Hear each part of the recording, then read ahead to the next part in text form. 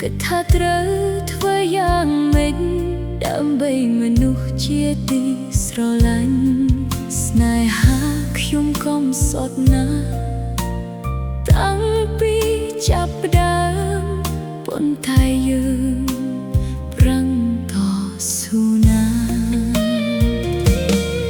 ខំប្រឹងផ្លាស់ប្ដូរជីវិត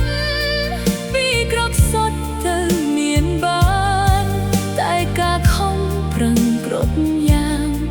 បានមកហើយប្រែគ្មានន័យសោះលោកកាយន្តធម៌ឲ្យយើងប្រត់ប្រា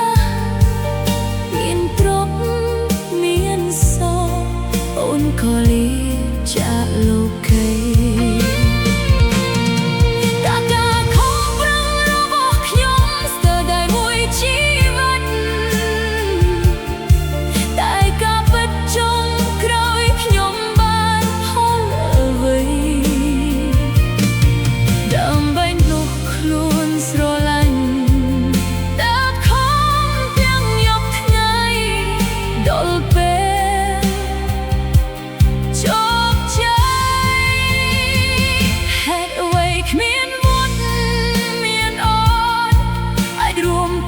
ជាមួយគ្នាបាន